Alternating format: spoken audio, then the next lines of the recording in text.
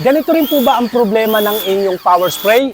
Turuan ko po kayo kung paano po natin ito troubleshooting o gagawin yung ganito pong klase ng problema.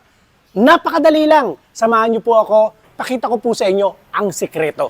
Welcome po muli dito sa ating YouTube channel at Facebook page, Diskarte Pinoy TV.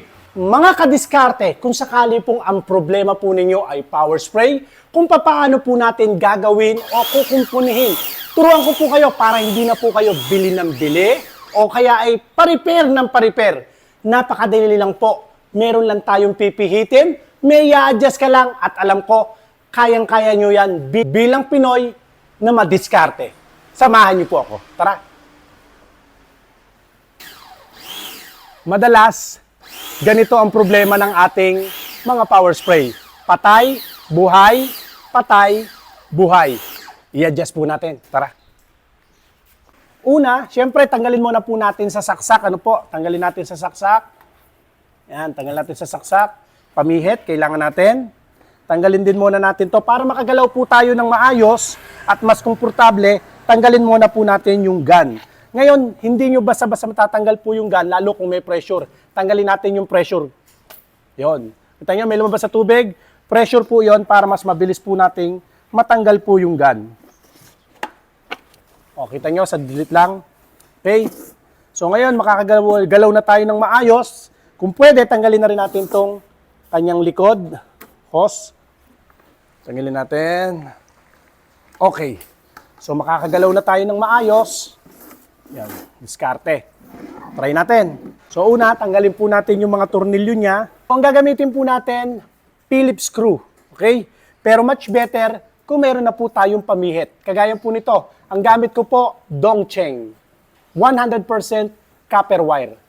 Ito po ang gamit ko sa aking tindahan para mas mapabilis yung ating trabaho.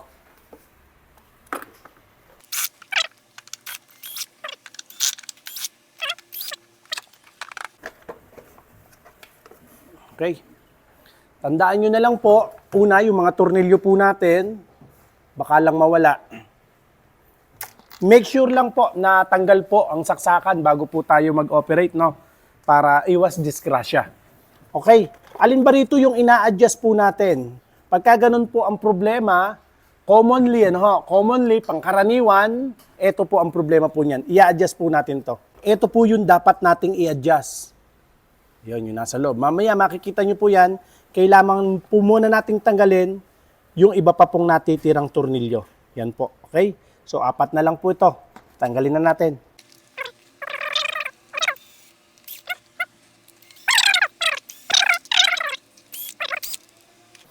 Okay, tatanggalin na natin siya. Okay, eto na. Ito po, ito ang ina-adjust dyan ha, ito. Tanggalin po natin to, natatanggal po ito. So, dalhin nyo lang siya rito. Yan ang diskarte. Tapos, puwersa rito. Ayun, huwag kayong matakot. Talagang pipitik po yan. Ayan o, nakadikit lang po siya ron, nakasalpak siya. Yun o, yung butas na yun, nakasalpak siya. Kabit ko ulit ha. Iganyan nyo lang po siya para may space po ron. Tapos, sinisikwat lang po siyang pag ganon. Huwag kayong mag-alala, hindi po mababali o masisira yan. Para may puwersa, hawak po kayo rito, tapos itong daliri pang ganun nyo. Try po natin. Ayun. Okay, kita nyo po. Adjust po natin to. Ito po, hindi siya dapat masyadong masikip o hindi siya masyadong maluwag. So, pwede tayong gumamit po ng vice grip, pero basta dahan-dahan lang po para hindi masira. Goma po kasi siya. Mostly goma po gamit yan. Sa kaso po nito, masyado siyang mahigpit. So, para mas maganda, hindi lang natin ngayon basta-basta siya hindi natin siya basta-basta luluwagan o sisikipan. Ipakikita ko sa inyo yung loob po niyan. Para magkaroon kayo ng idea, meron po kasi siyang spring na kinakailangan nag-play po siya. Gamit po niya yan sa pag-o-automatic. Patay, bukas, patay, bukas. Kagaya po nitong ating gun. Yung gun po natin, pag pinindot nyo po siya, aandar ang makina, pag binitwan ninyo, mamamatay po ang makina. Automatic na po siya. So, dito po siya nagkukonek. Pakita ko po sa inyo yung loob po niya. Okay? Pagkakaya na ng kamay,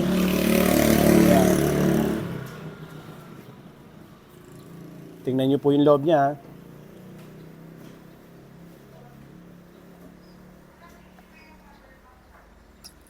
Ayun. Ito po, oh. So, dapat nag-play-play po siya. Ito, to. Meron siyang spring. Yan. Okay. Tapos, meron din po siyang gasket. Ayun yung gasket. Okay. So, dapat check po natin yan. Baka mamaya sira na po itong gasket. Kaya hindi nag-play-play. Okay. Balik na natin. Yun po yung laman po niyan. So, ayan. Dapat nag-play-play po siya. Okay po yan. Sa ngayon, ayan. Okay po siya. Hindi siya dapat masyadong masikip. Hindi rin siya dapat masyadong maluwag. Okay. Pasok na natin. Yan. Pasok na natin. Okay, yan.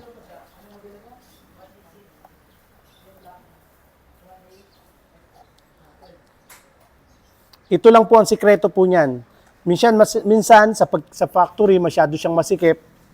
Yan. Ngayon, para masubukan po natin, huwag niyo muna pong ilalagay itong case niya. Okay? Para hindi tayo masyadong mahirapan. So, kabit na natin to, no? Kabit natin.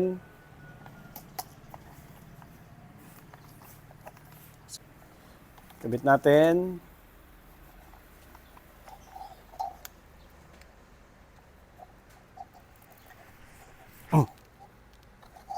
Okay.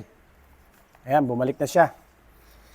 So, wag muna po natin ikabit ito, ha, yung kanyang frame.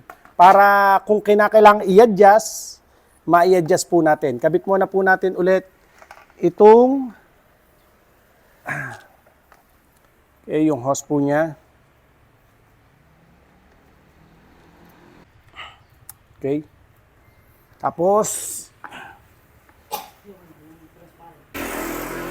so balik ulit natin to sa paghigo po ng tubig.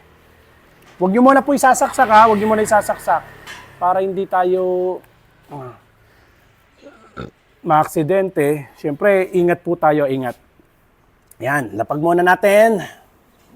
Siguraduhin nyo lang po tuyo yung ating lugar, no? Tuyo po yung lugar. Switch on natin. On. Ayan, humihigop na siya. Humihigop, tingnan natin. Sa kaso pong ganito, para madali, ito po tanggalin muna natin yung gun. Mas mabilis po siyang hihigop ng tubig. Tanggalin ko yung gun. Okay. Ayan. So pag puno na, pwedeng patayin muna natin. Tapos, kabit natin ngayon. Nakapondo na siya. Yun ang isa pang diskarte po ron. Okay. Try nating on. Yun, may pondo na. Ganun lang kabilis. Bibitong ko na po, So, nakita nyo po. Bitaw. Pakita natin dito sa focus natin. Tingnan nyo po, Oh, hindi na po siya namamatay kagaya kanina. Dire-diretso na po. Pag binito nyo yung gun, ayan, okay? Buo na po ulit ito. Oh. So, kabit na po natin ulit itong ating housing po niya. Okay?